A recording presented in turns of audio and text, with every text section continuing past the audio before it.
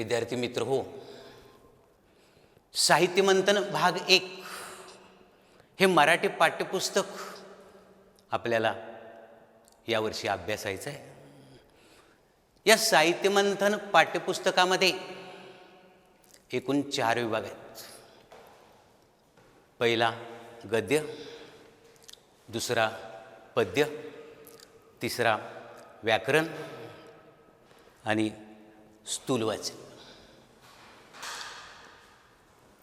याच्यामधील आपण आज पद्य विभाग अभ्यासणार आहोत.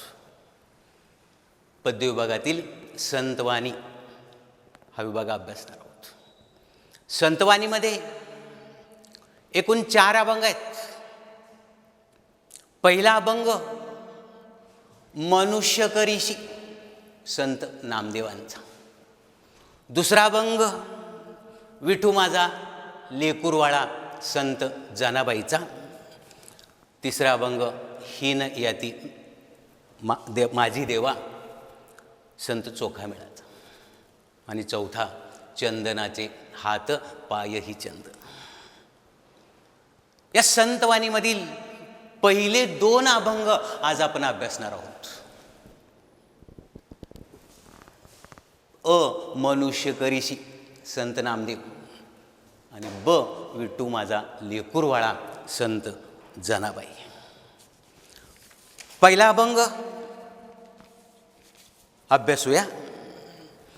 संत नामदेवांचा परिचय प्रथम सांगणार आणि त्यानंतर भावार्थ सांगणार. संत नामदेवांचा जन्म श्री क्षेत्री पंढरपूर या ठिकाणी झाला. वडिलांचं नाव दामासिटी. व्यवसायानं नामदेवांचे वडील शिंपी होती ते व्यवसाय. संत नामदेवांना बालपणापासून विठ्ठल भक्तीची आवड निर्माण झाली. विठ्ठल भक्त बनले याचं कारण असं आहे, घराण्यामध्ये पूर्वीपासून चालत आलेली विठ्ठल भक्तीमुळे. निरागस भक्ती त्यांनी केली. संत नामदेवांनी निरागस भक्तीच्या जोरावरती पांडुरंगाला विठ्ठलाला वश करून घेतलं. लहानपणी देवाला जेवायला लावलं. विसोबा खेचर हे नामदेवांचे गुरु. त्याने अनुग्रह दिला. नामदेवान अहंकारी होते, त्यांचा गर्व नाहीसा झाला. नामदेव शुद्ध भक्ती करायला लागले. सगळ्यांशी समानतेच्या भावनेनं वागायला लागले. लोकांना संत नामदेवांनी भक्तिमार्ग शिकवला. भागवत धर्माचा प्रचार आणि प्रसार केला. पंजाबमध्ये गेली. पंजाबमध्ये जवळजवळ संत नामदेव 20 वर्ष तिथं राहिले. अनेक शिष्य भेटले. वारकरी पंथाची पताका जी का आहे ती पंजाबपर्यंत संत नामदेवांनी नेली. नामदेवांचं साहित्य मराठी, हिंदी आणि पंजाबी भाषेत त्यांनी रचना केली. शिखांचा ग्रंथसाहेबामध्ये नामदेवाचे अभंग आढळतात. नामदेवजी की बानी या नावात जवळजवळ 80 अभंग त्याच्यामध्ये आहेत. संत नामदेवांनी प्रतिज्ञा केली होती. 100 कोटी अभंग रचण्याची प्रतिज्ञा केली होती. त्याच्यातील आज 2000 अभंगच उपलब्ध आहेत. नामदेवांचा परिवार अभंग रचण्यासाठी मदत केली त्याने.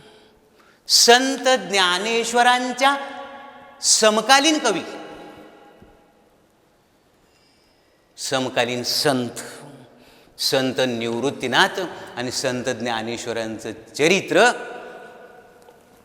पहिल्यांदा आपल्या अभंगातून त्याने लिहिलं. अशा या महान भगवत भक्ताचा, भागवत धर्माच्या प्रसारकाचा वयाच्या 80व्या वर्षी विठ्ठल स्वरूपामध्ये लीन झाले.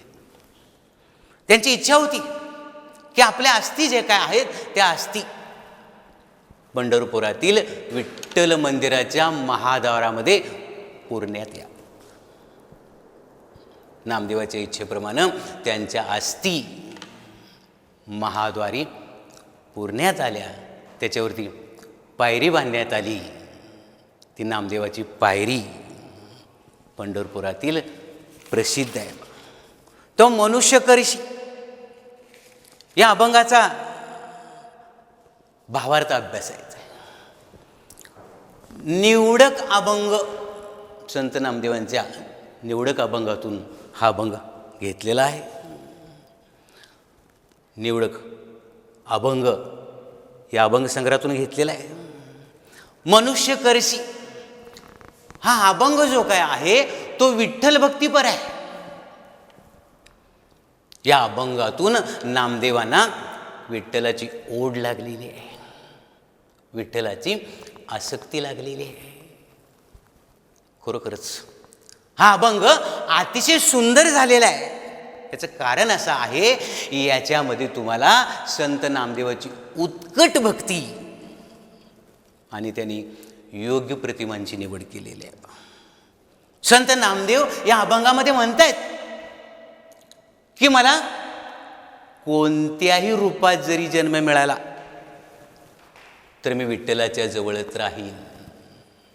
मानवाचा मिळू दे, कुत्र्याचा मिळू दे, पक्ष्याचा मिळू दे, झाडाचा मिळू दे, पाषाणाचा मिळू दे, उदक कुठल्याही रूपामध्ये मला जर जन्म मिळाला तर मी हे विठ्ठला तुझ्याजवळच राहीन. संत नामदेवानी या अभंगामध्ये विठ्ठलाला विनंती केलेली आहे.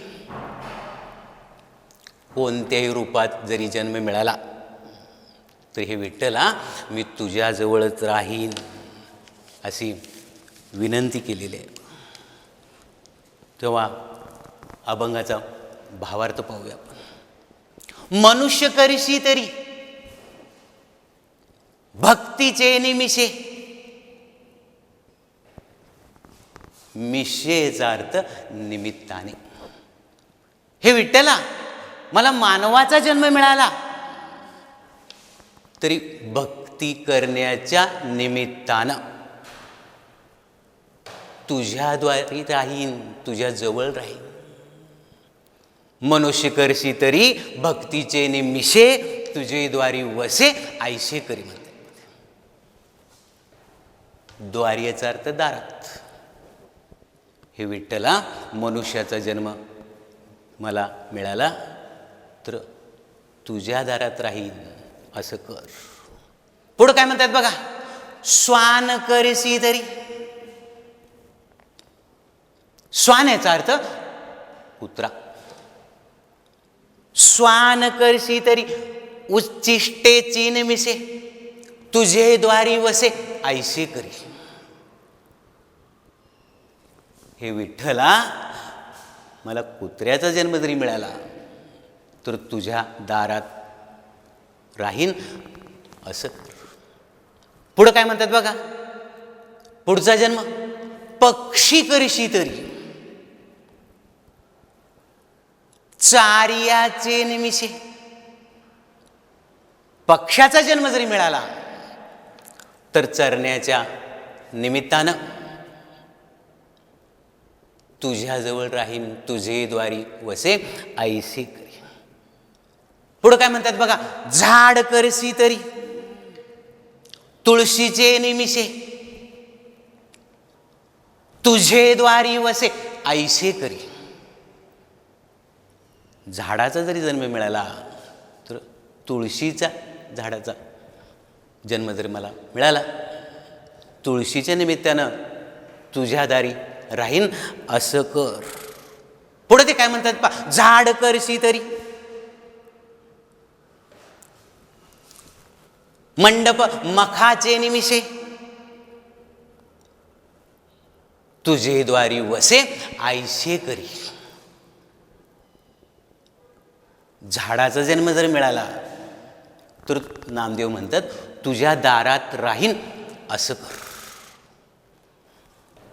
मखा, मखाचे निमिषे म्हटले. मखा म्हणजेच लाकडी मकर, कमान, देवळाच्या दारामधली लाकडी कमान. त्या निमित्तानं पाषाण करशी तरी, पाषाण दगड. रंगशिळेचे निमिषे तुझे द्वारी वसे आईशे करी. दगडाचा जरी जन्म दिलास तरी रंगशिळा याचा अर्थ देवाच्या मूर्तीपुढील पसरट दगड जो काय आहे त्याला रंगशिळा असं म्हटलेलं आहे. दगडाचा जन्म जरी मला मिळाला तर रंगशिळेच्या निमित्तानं तुझ्या दारी राहीन असं कर म्हणतात. उदक करशी तरी, उदक म्हणजे पाणी. सडियाचे निमिषे तुझे द्वारी वसे आईशे करी. उदक म्हणजेच पाणी. पाण्याचा जर जन्म मिळाला तर सडिया, सडा टाकण्याच्या निमित्तानं तुझ्या दारामध्ये राहीन असं कर. आणि शेवटी संत नामदेव या अभंगामध्ये म्हणतायत नामा म्हणे कीर्तनाचे निमिषे, कीर्तन करण्याच्या निमित्तानं मी तुझ्या दारात राहीन असं कर. तुझे द्वारे वसे आईसे कर. आता यानंतर दुसरा अभंग आपण अभ्यासूया. विठू माझा लेकूरवाळा, संत जनाबाईंचा अभंग आहे. संत जनाबाईंचा जन्म गंगाखेड या गावी झाला. आई वडील दोघेही विठ्ठल भक्त होते. खरोखरच जनाबाईनं विठ्ठल भक्ती केली. लहानपणापासून विठ्ठल भक्तीची आवड निर्माण झाली, कारण आई आणि वडील दोघेही विठ्ठल भक्त होते. आईचं नाव करंडू, वडिलांचं नाव दमा. जनाबाईला बालपणापासून विठ्ठल भक्तीची आवड निर्माण झाली. जनाबाईची आई जनाबाई लहान असतानाच वारली. वडिलांनी मुलीच्या पालनपोषणाची असमर्थता ओळखली आणि नामदेवांचे वडील दामा शेट्टींच्या घरी आणून सोडलं. जनाबाईंना लहानपणापासून नामदेवांचा सहवास लाभला. नामदेवाची शिष्या झाली. नामदेवाची शिष्या म्हणून जनाबाईची ख्याती आहे. ख्याती याचा अर्थ प्रसिद्धी. पडेल ते काम संत जनाबाईनं नामदेवाच्या घरी केलं. दामाशेट्टीची पूजेची तयारी, सडा समर्जन, धुनी, भांडी, दळण, कांडण, संपूर्ण आयुष्य जनाबाईचं नामदेवाच्या घरी गेलं. नामदेवांना गुरुस्थानी मानते. नामदेवांच्या घरातलं पडेल ते काम करता करता या जनाबाईला विठ्ठल भक्तीचा ध्यास लागला आणि कष्टाचं काम सोपं होते. काम करता करता विठ्ठल भक्ती ती करायची. विठ्ठल भक्तीचा ध्यास तिला लागला आणि हे कष्टाचं काम तिला सोपं वाटलं. जनाबाईंचं साहित्य, कृष्णजन्म, बालक्रीडा, द्रौपदी स्वयंवर, हरिश्चंद्राख्यान आणि प्रल्हाद चरित्र असे जनाबाईंना न रचल्या, विपुल रचना केली. आज 350 अभंग तिच्या नावावरती उपलब्ध आहेत. तेव्हा दुसरा अभंग विठू माझा लेकरूवाळा याचा भावार्थ पाहूया. या अभंगामध्ये जनाबाईनं विठ्ठलाचं कुटुंबवत्सल रूप रेखाटलेलं आहे. सर्व संत ही देवाची लेकरं आहेत असा भावही या अभंगामध्ये व्यक्त झाला आहे. जनाबाईनं या अभंगामध्ये विठ्ठलाला लेकुरवाळा असं म्हटलेलं आहे. लेकुरवाळा याचा अर्थ पोरबाळ असलेला. विठ्ठल भक्तांचा सोहळा साजरा करणार आहे, संतांचा सोहळा साजरा करणार आहे. मग या सोहळ्यामध्ये कोण कोण आहे? एक निवृत्ती, 2 सोपान, 3 ज्ञानेश्वर, 4 मुक्ताई, 5 गोरा कुंभार, 6 चोखा मेळा, 7 बंका आणि 8 नामदेव. विठ्ठल भक्तांचा सोहळा साजरा करणार आहे. विठू माझा लेकुरवाळा, संगे लेकुरांचा मेळा. विठ्ठलाला लेकुरवाळा म्हटलंय. ही सगळी संत मंडळी विठ्ठलाची लेकरं आहेत. विठू माझा लेकुरवाळा, संगे लेकुरांचा मेळा म्हटलं. लेकुरवाळ्याचा अर्थ सांगितला तुम्हाला. जनाबाई या अभंगामध्ये म्हणते विठ्ठलाला लेकुरवाळा. विठ्ठलासोबत सर्व संत मंडळी आहेत. निवृत्ती हा खांद्यावरी, सोपानचा हात धरी.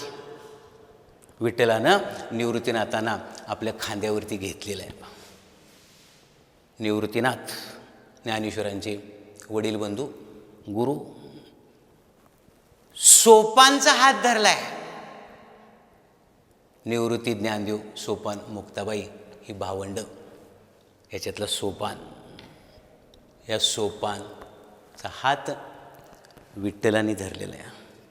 पुढे चाले ज्ञानेश्वर, मागे मुक्ताई सुंदर.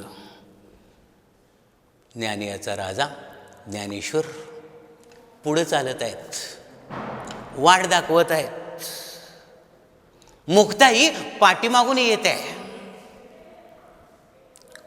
गोरा कुंभार मांडीवरी, चोखा जीवा बरोबरी म्हटलेलं आहे. गोरा कुंभार मांडी बरोबर चालत आहे. चोखा मेळा बरोबर आहे. बंका कडीवरी, नामा करांगोळी धरी.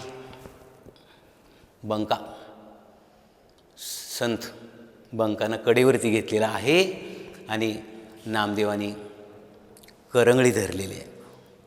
तो शेवटी जनाबाई म्हणतायत जनी म्हणे गोपाळा, करी भक्तांचा सोहळा. विठ्ठल भक्तांचा सोहळा साजरा करण्यासाठी निघालेला आहे. सोहळ्यात कोण कोण आहे तुम्हाला सांगितलं. निवृत्ती, सोपान, ज्ञानेश्वर, मुक्ताई, गोरा कुंभार, चोखा मेळा, बंका, नामदेव. तेव्हा हे दोन्ही अभंग